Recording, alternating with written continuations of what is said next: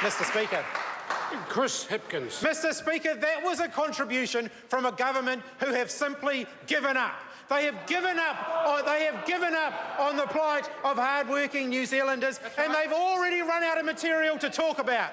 When they spend most of their time in their budget speeches talking about the opposition, because the budget gives them so little material to talk about, it's clear that they have completely given up. And when the best that Jerry Brownlee can do to come up with some humour for his budget speech is read the Twitter feed of the Parliamentary Press Gallery and simply start reciting back the lines that were tweeted by journalists hours ago, you know that it's a government that has run out of ideas and run out of new material.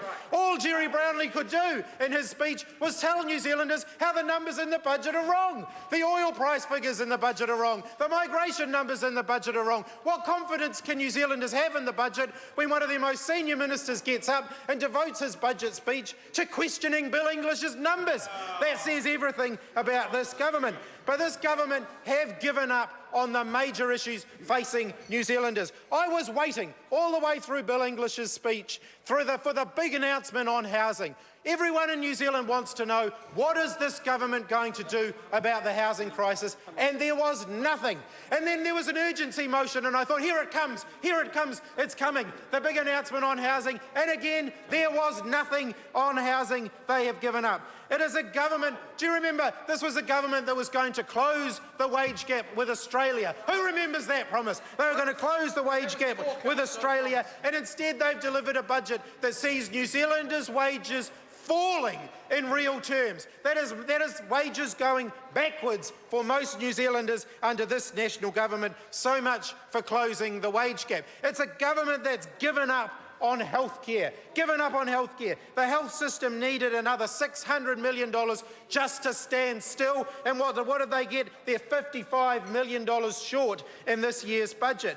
Pharmac needed $103 million just to stand still. They got $50 million. In other words, in healthcare, things are going backwards. Let's look at education and what this budget delivers for education. Another drop in the number of people undertaking post-school education. That's fewer apprentices, it's fewer people at university, fewer people at Polytech, numbers going down under a national government. And we've seen school operations grants frozen, which means parents are going to pay more. Parents will be putting their hands in their pockets to pay more for their kids' education because this government aren't willing to prioritise early childhood education and schooling. So we already know that schools are under enormous financial pressure. When principals up and down the country are saying that they are cutting programs, they are cutting extracurricular activities,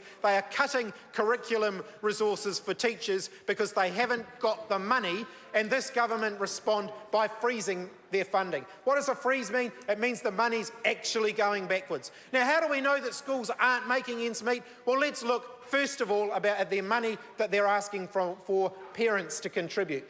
That's gone up 30% during the tenure of this national government. Who remembers Bill English when he was in opposition decrying the fact that the then Labor government weren't putting enough money into schools and that parents were having to pay more? And since he became Minister of Finance, that problem has got 30% worse. He's done nothing to actually address that financial pressure, and in fact, he's made it worse. And let's look at early childhood education, because that is actually probably the part of the education system that has been clobbered the most under this national government. Because as child numbers continue to go up, the funding continues to go down. The dollars spent per child per hour has consistently gone backwards under this national government. So who pays?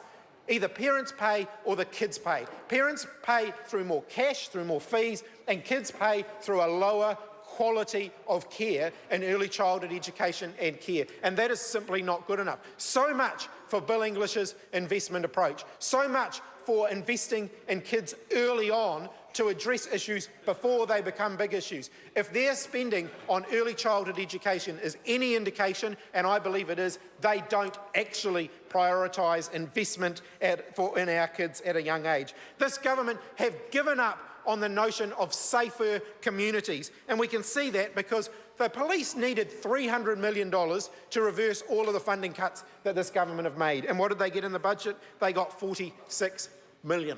46 million, and they needed 300 million. The government have given up on the notion of safer communities through better policing, and the police are under enormous financial pressure, and they are closing police stations and police officers around the country, and it's not surprising because the government aren't giving them enough money.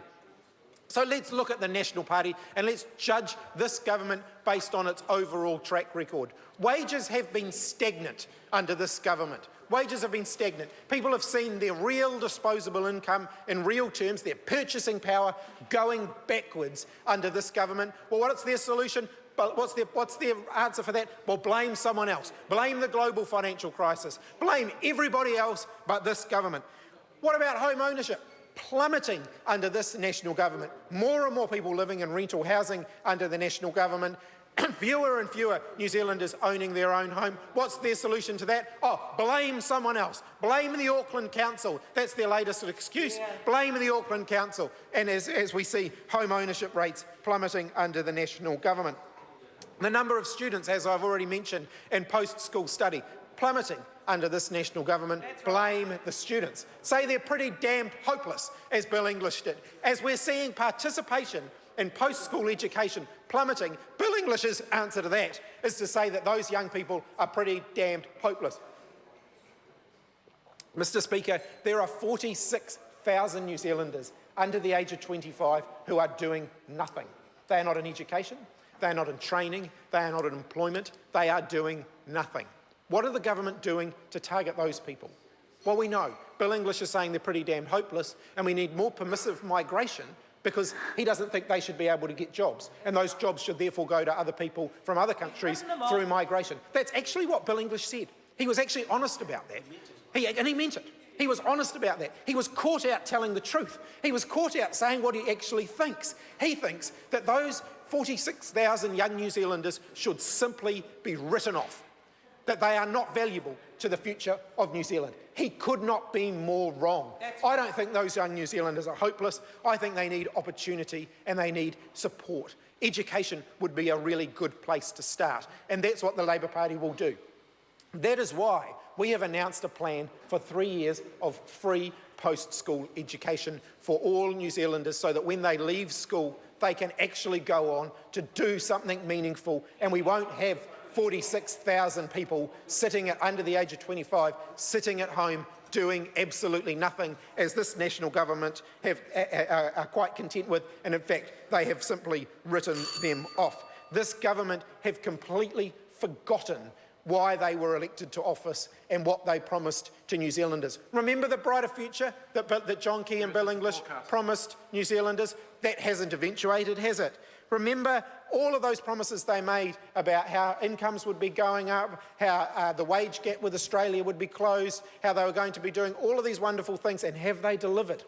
8 years down the track, have they actually delivered? And the answer to that question is simply no. They have not delivered on the promises that they made. They have simply given up on the big challenges. No answers to the housing crisis, a further fall in post-school education participation, more financial pressure on parents to pay because the government aren't paying. And this is a government that think that a government shortfall in funding for essential social services like education, like health, like housing, should be met through charity rather than through an increase in government funding. Well, I agree with Oliver Wendell Holmes Jr. when he stated in 1904 that our taxes are the price we pay for a civilised society.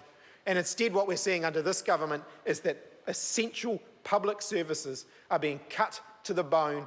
New Zealanders, our citizens, are paying more and more for their vital social services so that Bill English and John Key, come next year's election, can try and bribe them with their own money in the form of tax cuts to get themselves re-elected. I think New Zealanders are smarter than that. I think New Zealanders have higher hopes for the future than that. And I think that is why you will see New Zealanders voting for a change of government at the next election, because they know that this government's run out of steam. They know that this government's run out of new ideas. They know that this government has simply given up. That's right.